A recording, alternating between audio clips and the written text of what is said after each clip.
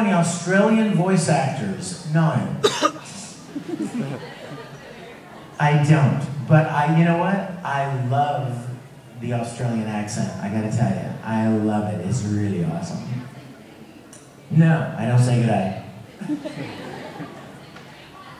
I made the mistake of saying that once, like last week. I was thinking I was gonna like blend in. So I went into like a store and I walked up to the counter and like put the thing on the counter that I was buying. I'm like, g'day, mate. And the guy looks at me like, what the hell are you? Where are you from, mate? Yeah, so I've learned, yes, don't say g'day. Got it. Good on you. All right. There's a question over here, but we also have your video and it is working. Thank you. Awesome. Yes, my dear. Hi. Hawkeye. I noticed that you did a voice acting for Hitalia as Grease, and I was Yes. wondering what it was like doing that. It was perverted. Grease is a pervert. And if you've seen Hitalia, you know what I'm talking about. Yes, Grease was a little perv. Well, he wasn't really a little perv. He was just weird. And all of his little, talking about the Olympic Games with the men running around naked. And then how he loves cats and the things that he thinks cats are cool because they can do. I'm not going to say it because this is a family show, but I enjoyed Grease a lot. I wish he had more to say. He didn't have much to do, and I did audition for a couple of characters in Grease that I really, in Hitalia that I really wanted to play, and I came really close, but ended up playing Grease, and I like Grease. I've learned to be happy with the roles that I get.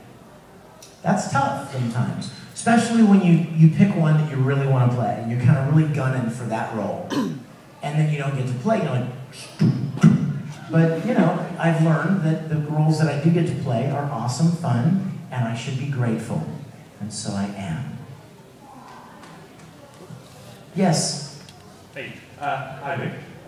G'day. Sorry. She made me do it.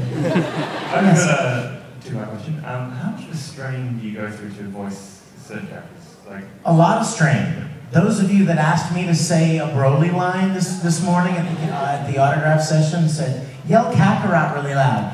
You know that I was like, oh, please don't, God, no. Yeah, I'll be honest with you. There are some characters and some things that there's a lot of strain involved. And it's rough on the voice, but that's just kind of part of the job. So you do it when you have to do it, but you don't do it if you don't have to. So I don't run around yelling Kakarot in my house, you know what I mean? I don't run around, doing short rants, because I save those for when I absolutely have to do it. Yes? That's the second part of my question. Uh-oh, what was the second part? Short rant. The short rants are equally unpleasant on the voice, if you know what I mean.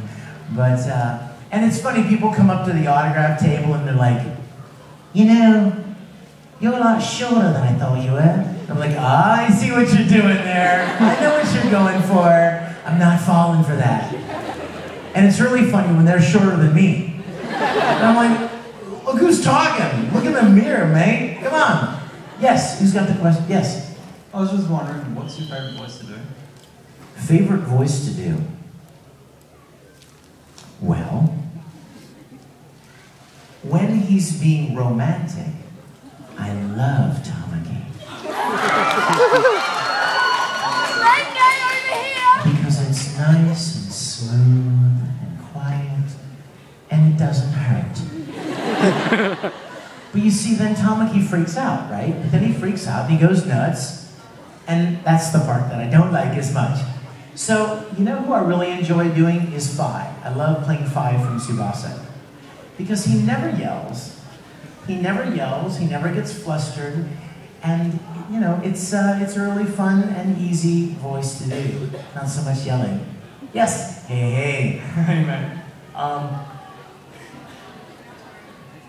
nervous. What are you looking at? I'm nervous. You're nervous? Yeah, I didn't realize it'd be that loud. You're huge. Your voice is loud. turn it down. I did that on purpose. Go ahead. Hey, I was just wondering, how did you approach Edward Elric differently in Full Metal Alchemist Brotherhood? Because I remember when I was real young, and maybe it's just because I matured a bit more, but I hated your voice in the original Full Metal Alchemist. I couldn't. Why'd you give this guy a microphone? Really? Yeah, I don't know why. I could never really get into the original Full Metal Alchemist because of your voice. But then I watched it again. I love you for Broly. I loved you for Broly. I love you when you rip your larynx out. I love you when you're screaming like you're being run over by a truck. Well, you know what? I respect you for that. You may be one of the million that I've gotten emails from people that said they really enjoyed the first Full Metal and my work in Full Metal Alchemist. You may be one of the 3 people on planet Earth that I've heard from that really didn't like it. But that's okay. Good on you. You just hold on to that opinion. It's just fine with me. Stupid.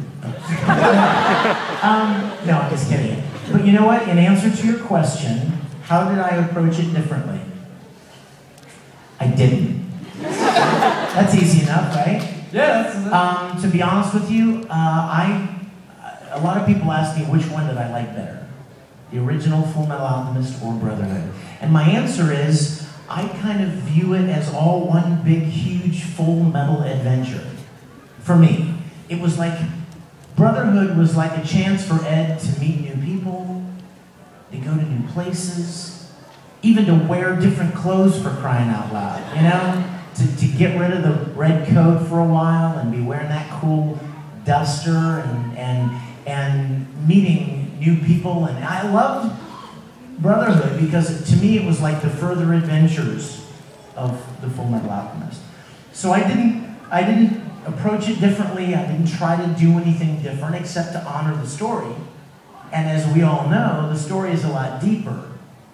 Brotherhood is a lot darker and a little more intense than the original. But no, that's the answer to that question.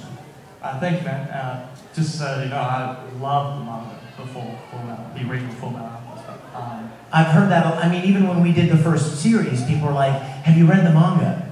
And I said, "Well, no, I haven't." And they said, "Oh, it's great manga." So when I heard that Brotherhood was based on the manga, I thought, well, it's probably going to be really good then. Thanks, man. Thanks for the question. And one more question. Getting a bit personal. Thanks for letting the guy who didn't like my work in Full Metal. Yeah, you ain't getting this. Yes, man. I was wondering, Oh no, put the mic up there. what's Let the best everybody hear. advice someone has ever given you, and why? The best advice someone has ever given me. Oh my gosh. I've got a lot of good advice over the years. The best advice I've ever been given. What's the best advice you've ever been given? Do you know? You have an answer for that? Oh, no. So maybe it's not so easy a question. I have a great bit of advice I was given like 2 years back. A lot of you may not appreciate this because you're not old enough yet, but some of you will appreciate this, especially those of you that are married. I was talking to Chuck Huber. How many of you know Chuck Huber? He, Yu Yu Hakusho, he played Tucker in Full Metal. It's a very dear friend of mine, voice actor friend. We were talking about marriage. And we were talking about the fears that go along with it and, you know, the uncertainty of it. And he said something to me that was such an amazing piece of wisdom. And if you are not married yet, hold on to this. And if you are married, I think you'll really appreciate this. He said to me, a lot of marriages fail because people think that the point of marriage is your happiness. That you get married to be happy. And he said, but I don't think that's true. He said, I think you get married to be sanctified. In other words, marriage forces you to live beyond yourself. The call of